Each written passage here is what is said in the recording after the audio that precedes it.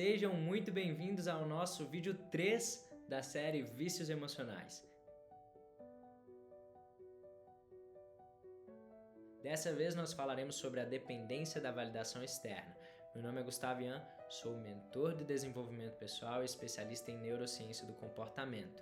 Antes da gente ir para o conteúdo, um breve aviso.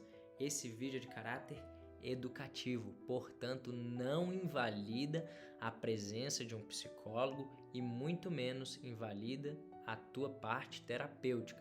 Siga, porque é isso que vai fazer você crescer. Importantes avisos feitos, vamos ao nosso conteúdo. Para a gente recapitular, o que são vícios emocionais?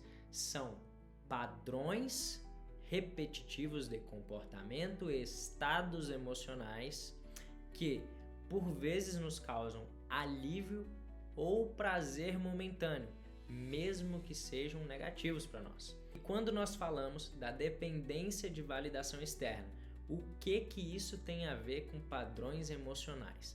Se você é aquele tipo de pessoa que gostou de uma foto, mas não postou, ou postou e depois excluiu por medo, ou melhor dizendo, houve as reações que você não esperava e, portanto, você decidiu excluir a foto. Isso é um típico sinal claro de uma pessoa que depende da validação externa, porque a sua autoestima, o seu autovalor, ele já não mais é trabalhado em cima do seu autoconhecimento, dos teus gostos pessoais, de forças, fraquezas, desse entendimento. E sim, você tem trabalhado a validação como uma chancela e não mais como um prêmio. O grande perigo disso é que você tem a sua autoestima minada nesse processo. E é aqui que mora o perigo, porque se eu dependo da validação do outro para que eu possa construir relações saudáveis, para que eu possa me sentir feliz, aqui mora um grande perigo. O que é essa tal dessa dependência da validação externa? O que é? É a necessidade de aprovação alheia para sentir valor próprio. E onde isso aparece, Gustavo? Principalmente nas redes sociais, que inclusive têm sido temas de pesquisas atuais. Segundo, nas nossas relações pessoais e decisões diárias. Ou seja, se eu dependo que o outro me valide para de fato chancelar aquilo que eu sinto, temos algum problema aqui. Por quê? Porque a minha autoestima, o meu autoconhecimento está vinculado ao outro e o que o outro vai falar, eu não controlo. O feedback, a dependência desse feedback já não passa mais a ser um caráter de validação, de premiação daquilo que eu fiz positivamente. Ou seja, ele passa a ser um processo de feedback contínuo, mas não mais construtivo, porque eu dependo que o outro me valide para que eu me sinta feliz, para que eu me sinta alegre e que eu possa gerar essas motivações em mim para continuar ou não uma atividade. E então nós temos algumas causas disso. Primeiro, nós temos alguns padrões que foram aprendidos nas dinâmicas familiares que reforçam essa busca por aprovação. Então imagina aquela criança que seu pai não premiava ela, dando parabéns quando ela tirava notas positivas, quando ela fazia coisas legais, mas sim somente criticava nos momentos em que ela errava. Ela só tinha atenção quando ela errava. Ela deixou de ter essa validação, de ser validada, muitas vezes inclusive sendo subestimada pelos próprios pais. E aí, obviamente, que ela depende dessa validação na sua vida adulta.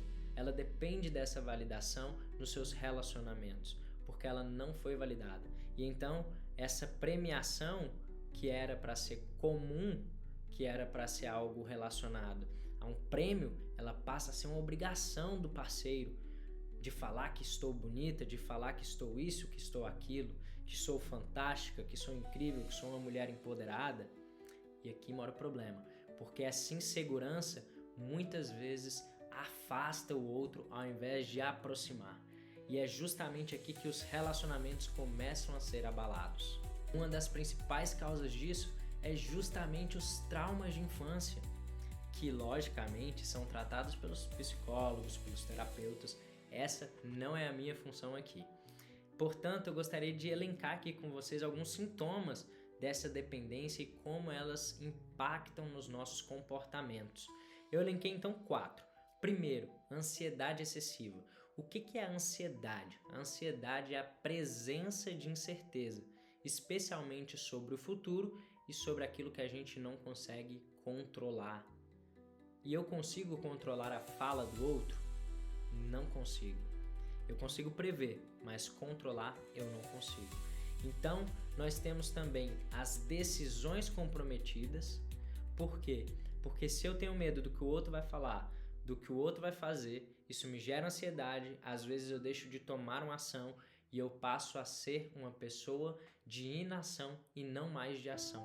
E aí isso me gera arrependimento, e aí eu construo outros pensamentos referente a essa minha inação, a minha não decisão.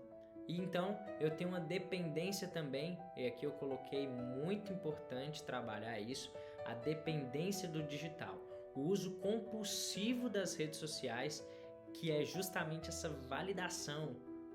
O tempo inteiro, quando nós recebemos um like ali, nós estamos sendo validados, as pessoas falando gostei, mas antes, o que era para ser 10 pessoas se me validassem, eu ficaria feliz.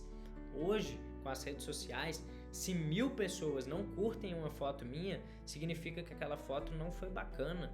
Esse é o pensamento correto? Não deveria ser.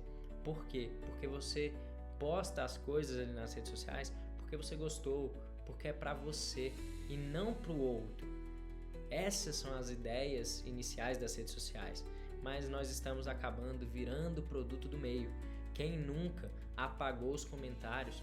Quem nunca apagou ali as curtidas para que os outros não vissem quantos likes tiveram naquela foto, para não fazer a comparação, poxa, eu tenho mais likes do que fulano, do que Beltrano, mas você gostou da foto. E porque você gostou da foto, você simplesmente ocultou ali os likes. Essa, inclusive, foi uma decisão do Instagram que talvez tenha sido muito acertada, especialmente no que tange a construção desse algoritmo, dessa autoconsciência que nós estamos construindo referente à validação externa.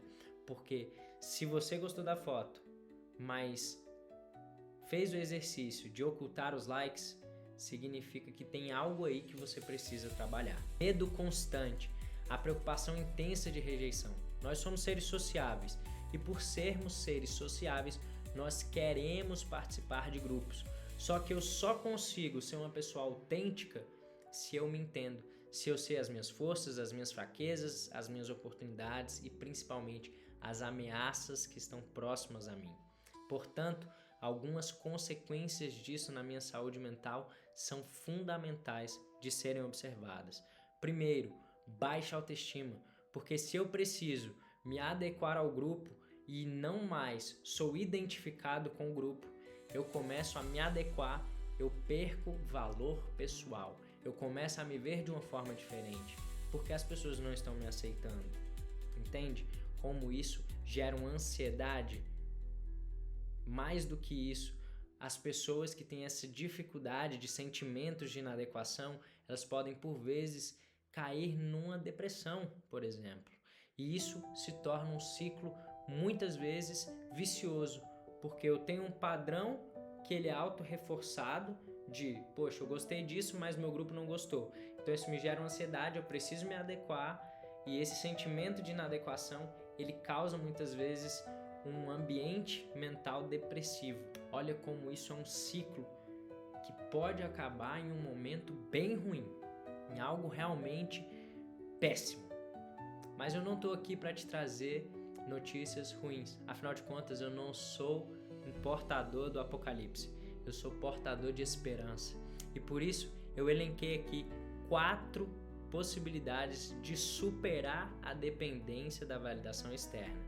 Então entenda, primeiro nós temos a psicoterapia, que é justamente onde você vai ter processos de autoconhecimento, de compreensão sobre si, sobre os seus padrões emocionais, sobre o seu modelo cognitivo.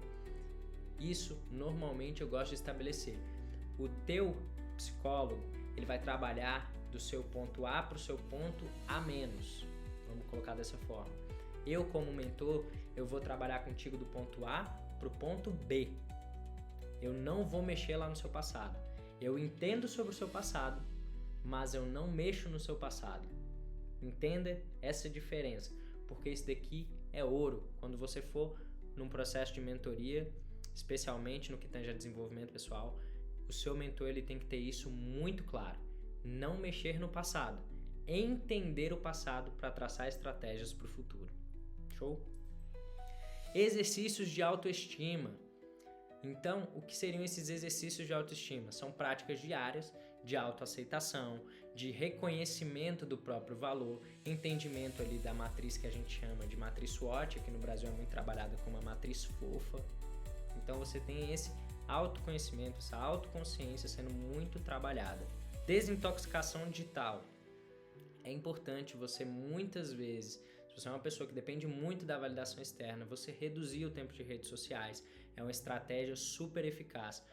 Promove mais do que o foco, promove também uma autoaceitação e principalmente evita a comparação com o outro, que nesse momento, para uma pessoa que é viciada em validação externa, não é positivo. E principalmente, quebra de padrões, a identificação e substituição de padrões sabotadores. Por que então buscar essa autovalidação?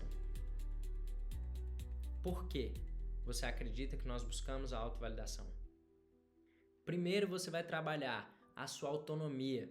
Uma vez que você se autovalida, promove o seu próprio valor, você começa a se importar muito mais com aquilo que você pensa do que com aquilo que o outro pensa sobre você.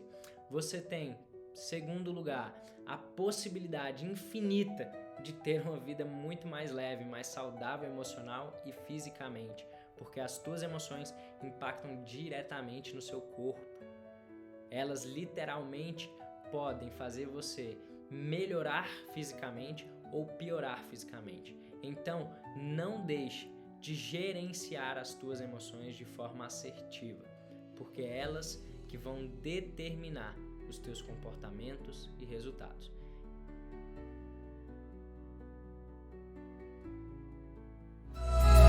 Ei, Gustavo, tu chegou com visão, mostrou que juntos mudamos a direção.